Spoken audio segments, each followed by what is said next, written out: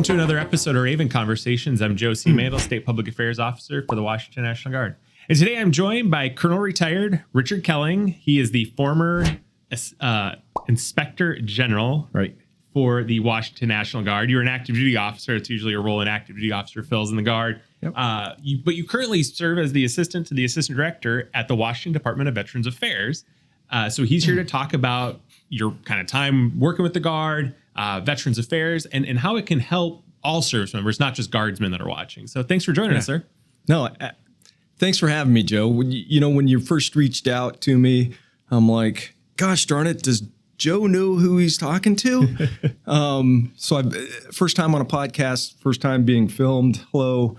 And I appreciate the opportunity. I'm happy to speak about my personal journey and how your Washington Department of Veterans Affairs can help. Yeah. So intro and background on yourself.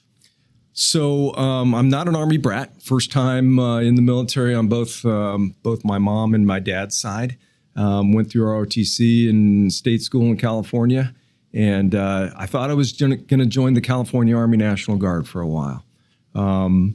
But I kind of figured I had a career, or at least I thought I had a career, because everybody thinks they're invincible at that time of the year, in their life. So I went on active duty, and I served almost 29 years as a field artillery officer. And my last 3 years was here as the Inspector General for General Doherty, who's still the tag. Yeah, so not a Guardsman, but talk about working with the Guard. What was that like as an active duty officer coming over here? And this was your assignment, working on Camp Murray.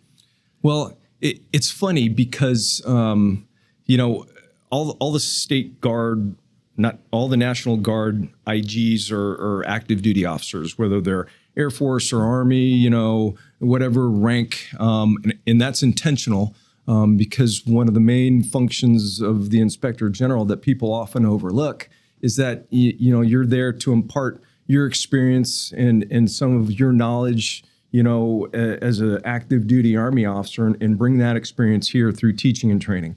And so that's the one part that I really enjoyed about being the IG. I used to tell everybody I had to learn, so many different languages. I had to learn, National Guard speak. I had to learn, Army National Guard, Air National Guard.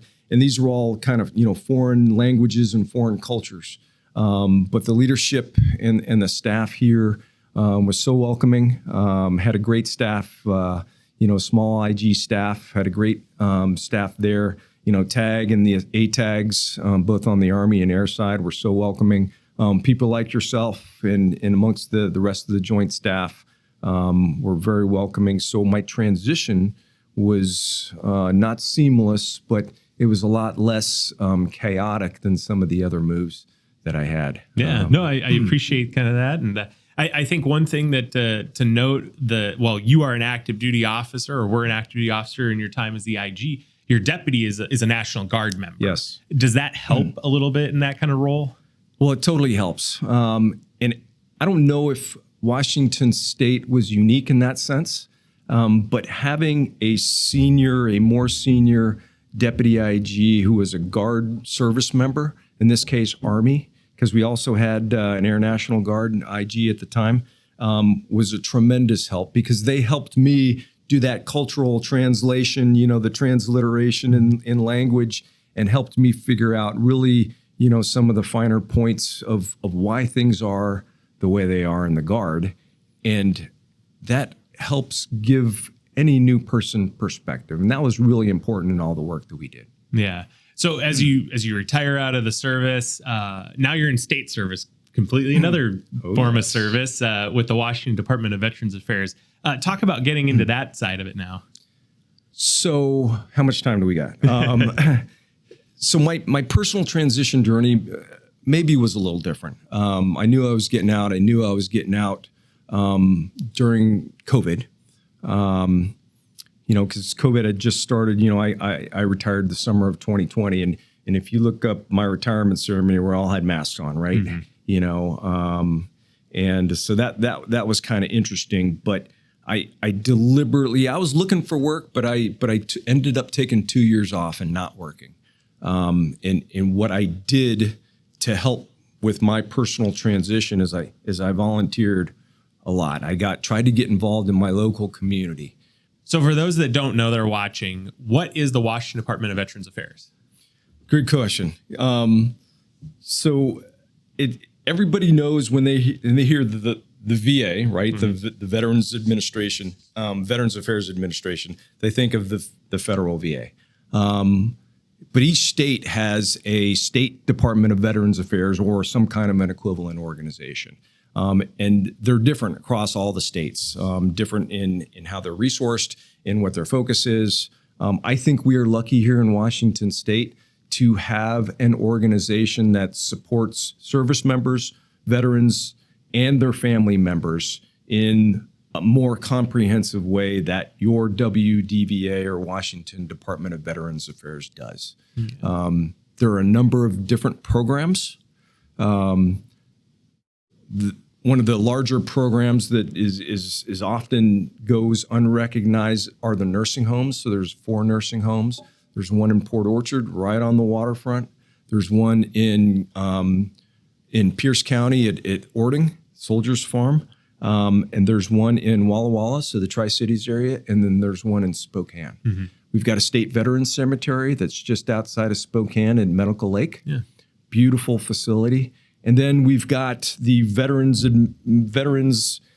services and counseling and wellness programs, which is the division that I work with that has more than 30 plus programs and services for any service member, veteran, or family member who may need services. And that ranges anywhere from transitional housing to counseling services for you name the kind of the challenge that a veteran or a family member is going through. Yeah. And when we talk veteran, you kind of alluded their statuses, and we won't go into whether you served overseas or did not serve overseas. Yeah. But for guardsmen specific, what are some of the programs you guys have that they may want to look into, even past and present guardsmen? So one thing I'll tell you is that, so first, if you're transitioning off of duty, right, whether you're a traditional guardsman or you're an AGR, take advantage of the programs that JBLM offers. The transition assistance programs. I know there's stuff that the J1 offers here. Take advantage of all of that. Transition is a process, and if you undercut your preparation, then I think you're doing yourself and your family a disservice. Mm-hmm. So we've got programs that assist veterans and service members and their families applying for their federal VA benefits, and those are veteran service officers. So we've got a full-time, fully staffed service center down in our building in Olympia. It's open from Monday to Friday, 8 to 5, but you can email them or call the 1-800 number, and I'm gonna leave some information with you. Yeah, we'll put it in the notes. Oh, that's great. And they're there to help you with any issue that you might have. So we've got programs that help, veterans that are on the brink of losing their housing or their home. We've got programs that I mentioned, a transitional housing program that has beds at our Port Orchard facility and at Ording. So if you are a homeless veteran and you want to, improve your personal circumstances, we've got wraparound services at both those locations. Now, you can only stay up to 2 years in that location, but they give you a safe environment. They give you, your own place, and you get 3 hot meals a day, mm-hmm. and you get the wraparound services that will help you get back on your feet. We've got a lot of peer support services as well. We've got a program called Vet Corps. So if you're a veteran or a service member that's looking to go back to school, mm-hmm. We've got Vet Corps members who are in 50 plus colleges and universities across the state. And their mission is to help you transition into becoming a full-time student. Because as you know, it's kind of different. It's different. So we've got a lot of peer support programs. We've got some internship programs. There's a farm internship at our campus out at Ording. And if you want to be a farmer, or if you want to get into sustainable agriculture, I've learned all these new terms, that you can go there and you can rent a plot of land. I think it's $25 for a quarter acre for a year, $50 for a half acre. And not only can you farm that and you can benefit from everything that you grow, but you can also, apply for an internship program where you'll learn everything there has to do about farming and agriculture. So there's a ton of programs, and I'm going to leave this with you. Yeah. But 30 plus different programs and services that are tailored basically for any need or want that veterans or their service or their family members could have a need for. Yeah. So for those that are watching, what's the easiest way to find information about the WDVA? You probably ask everybody that. So we've got a website. It's www.dva.wa.gov. Yeah. There's a great resource page there, and you can look up resources by your location or by the programs. It's one of the things that we're kind of really proud of, and it's fairly easy to navigate. So the DVA is involved in a lot of different areas, but one of the things we like to do, because we're a relatively small organization, we've got a pretty large veteran population in the state, is we connect with other, state agencies, local, whether it's county and city organizations, nonprofits. We're connected with all the military bases, to include JBLM and Camp Murray. And so a lot of what we do to help service members and veterans and their families is by extension through these other organizations who are all like-minded and like-focused. Yeah. Anything else you want to add kind of before we wrap this up? Oh, there's a ton. Feel free. Yeah. I mean, our mission is serving those who served, and it really doesn't matter in what capacity you served. And if you don't have your service records, we can look them up. I volunteer in a men's shelter that's just open over the winter months, and we're trying to get two of our shelter guests who are veterans. One's actually a National Guard veteran, into our transitional housing program. But we exist to improve the quality of life for veterans and their families. On Fort Lewis, JBLM, we're trying to get further upstream and help service members really visualize their planning process and get them connected to their federal VA benefits. One of the best things that you can do as a transitioning service member is apply for your earned benefits through the federal VA. And first, that's your disability. And then by extension of that is signing up for VA healthcare, because they're kind of two separate things. If you can do that alone, there's statistics that will show that you are much better off. One, because you'll be in a better financial situation. And two, that you'll have health care, upon your transition from service, which in some cases means a lot to a lot of those veterans that are in high-risk populations. Yeah. So it kind of sounds like, and this is coming from somebody who at 22 years of service, I'm already in my brain starting to think about that. Okay, what's the steps to retirement of the military service? It almost sounds like you guys have people that make that transition just a little bit easier and a little less stress-free. Yeah.